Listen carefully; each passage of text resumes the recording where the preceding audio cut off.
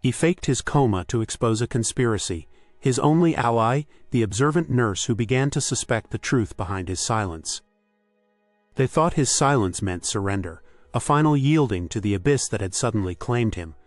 But in the sterile quiet of the St. Augustine's Maritime Hospital suite, Elias Vance, patriarch of Serafina's largest shipping empire, was merely listening, days earlier, aboard his flagship yacht, the Poseidon's Trident, during a tense dinner aimed at merging Vance Maritime with a rival conglomerate, led by the ambitious Silas Croft.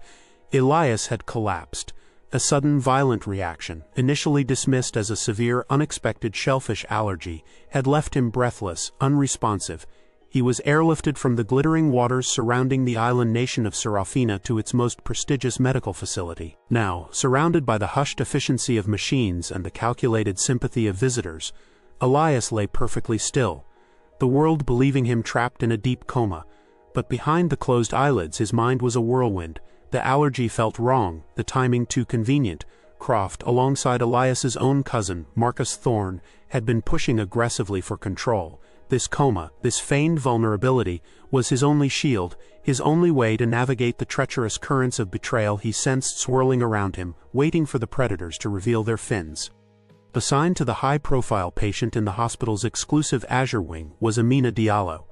A nurse known for her sharp observational skills and unwavering dedication, Amina felt an immediate disquietude surrounding Mr. Vance's case. The official diagnosis was severe anoxic brain injury following anaphylaxis, prognosis grim. Yet, small things pricked at her professional instincts. The way certain visiting doctors, associates of Thorne and Croft, seemed overly eager to increase sedation, overriding standard protocols. The subtle fluctuations in Mr. Vance's vital signs didn't always correlate with the administered treatments, sometimes appearing almost responsive to ambient conversation when his supposed benefactors were near. Amina, daughter of a retired Seraphinan harbormaster, possessed an innate distrust for smooth surfaces hiding dangerous undercurrents. She saw the forced solicitude of Marcus Thorne and the predatory patience in Silas Croft's eyes during their brief staged visits. She started keeping a private log, noting medication timings, visitor schedules, and the minute almost imperceptible responses she sometimes thought she detected in her patient. A flicker of an eyelid, a momentary tensing of a finger unnoticed by others. The luxury suite felt less like a place of healing and more like a gilded cage. Confined to the world within his own mind, Elias became a master of stillness. He learned to regulate his breathing, maintain a convincingly slack expression, and filter the sounds around him. It was during the late-night visits when Thorne and Croft felt secure in the patient's oblivion that the true horror of his situation crystallized. "The dosage needs to be higher, Silas," Marcus Thorne's voice, stripped of its daytime sycophancy, hissed one evening. "We need Dr. Allister to certify permanent vegetative state soon." "The board is getting restless," Croft's reply was cold, pragmatic. "Patience, Marcus. The allergy was step 1. This slow decline is step 2. A sudden death raises questions. A tragic fade-out secures sympathy and the merger. We bleed Vance Maritime dry, merge its assets into Croft Consolidated, and Elias becomes a footnote." Elias felt a chill colder than any medical procedure. It wasn't just about control. They had deliberately poisoned him during that yacht dinner, orchestrating his collapse. Now they planned to use the medical system itself as the weapon, slowly sedating him into genuine oblivion while they dismantled his life's work. His feigned coma had become a terrifyingly real prison, but also his only vantage point. Amina's private log grew heavier with entries that painted a disturbing picture. Dr. Allister, the neurologist personally recommended by Silas Croft, consistently advocated for higher doses of potent sedatives, citing patient agitation that Amina never witnessed. Orders for routine neurological stimuli were frequently overlooked or delayed, particularly after visits from Thorne or Croft. One afternoon, Amina found a discrepancy. The automated dispensing record for Elias's IV drip showed a higher concentration of midazolam than prescribed in the official chart for a 2-hour period following a visit from Marcus. When she discreetly questioned the covering physician, she was met with vague reassurances and a subtle warning about overstepping.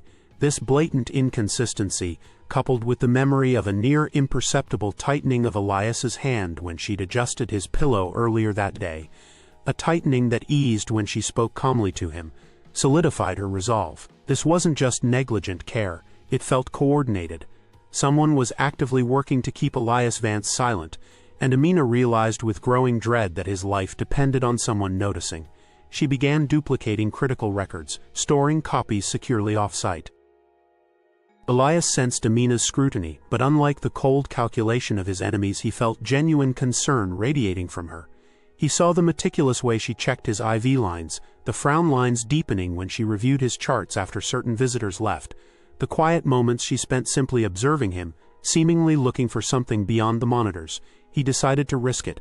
During a routine check of his reflexes, when Amina gently squeezed his hand, he returned the pressure, once, firmly.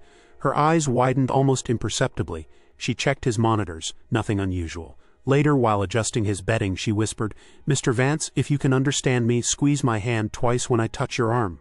She waited, then gently placed her hand on his forearm.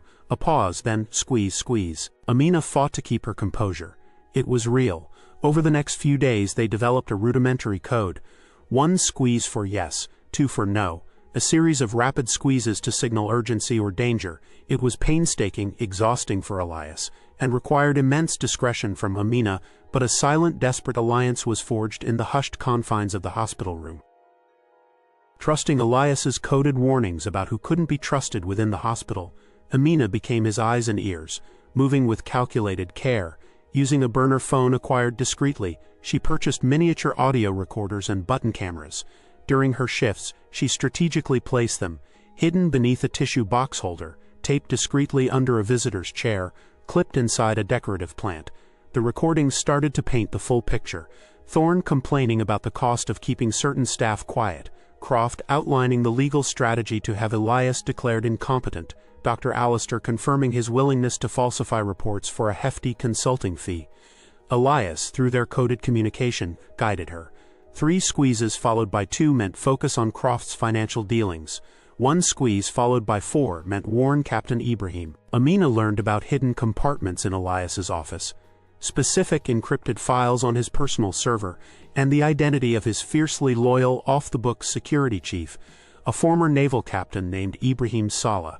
Each piece of evidence Amina secured felt like weaving another strand into a net that could either save Elias or trap them both.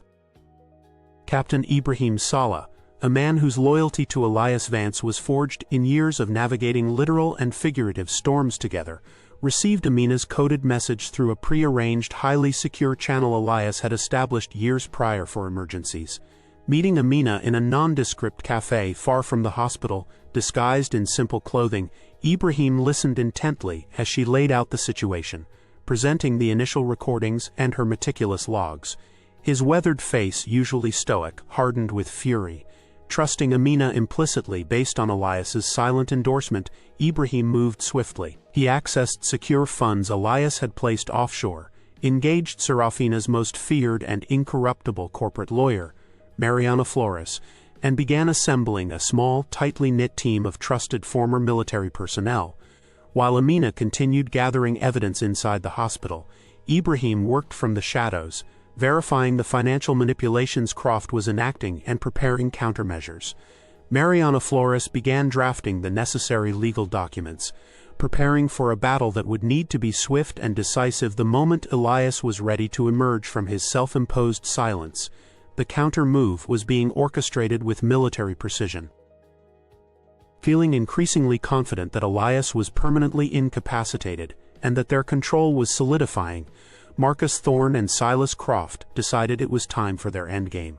They scheduled a major press conference at the opulent Serafina Grand Hotel ballroom. Invitations went out to the nation's leading financial journalists, industry analysts, and prominent board members from both Vance Maritime and Croft Consolidated.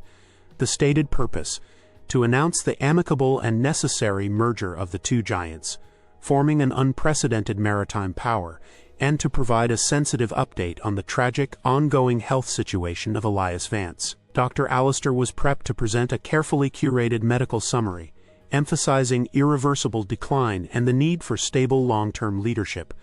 Leadership Thorne and Croft were poised to provide. They envisioned a triumphant declaration, cementing their power grab in the public eye and silencing any remaining dissenters on the Vance Maritime board. They checked and rechecked every detail, ensuring the narrative of Elias's tragic fate and their reluctant assumption of control was seamless and convincing. The ballroom buzzed with anticipation. Cameras flashed as Thorne and Croft took the stage, their faces masks of solemn responsibility. Croft began speaking, detailing the strategic brilliance of the merger, painting a picture of future prosperity. Thorne followed, his voice thick with feigned emotion as he spoke of his cousin's devastating condition. Dr. Alistair stepped up to the podium, presenting slides filled with complex medical jargon, confirming a persistent vegetative state. Just as he concluded, the main ballroom doors burst open. Captain Ibrahim Saleh stood there, flanked by uniformed security. "This press conference is based on lies and criminal conspiracy," he boomed. Chaos erupted. Before Thorne or Croft could react, Ibrahim signaled, and hidden speakers crackled to life, playing the crystal-clear audio of Thorne and Croft discussing the poisoning and the plot to sedate Elias. Gasps filled the room. Then silence fell as another figure appeared in the doorway. Elias Vance, impeccably dressed, looking pale but resolute, standing tall with Amina Diallo and Mariana Flores at his side, he walked steadily towards the stage, his eyes fixed on the stunned faces of his betrayers. "Reports of my demise," Elias stated, his voice amplified by a microphone Flores handed him, "have been greatly exaggerated." The aftermath was swift and decisive.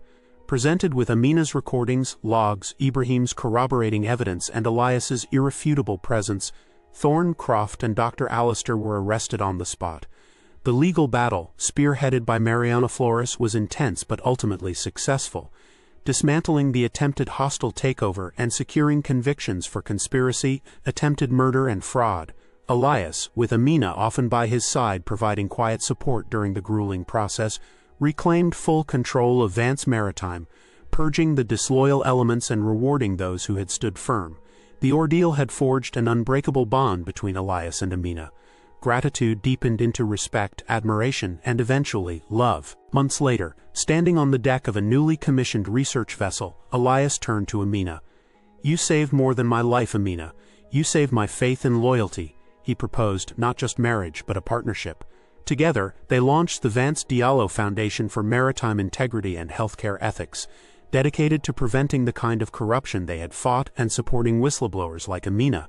Their journey, born in deceit and silence, now sailed towards a future built on truth, healing, and a shared commitment to making the seas, both literal and corporate, safer for everyone. I hope you enjoyed this story of resilience, justice, and unexpected love. If you like this narrative and want more stories like it, please hit that subscribe button.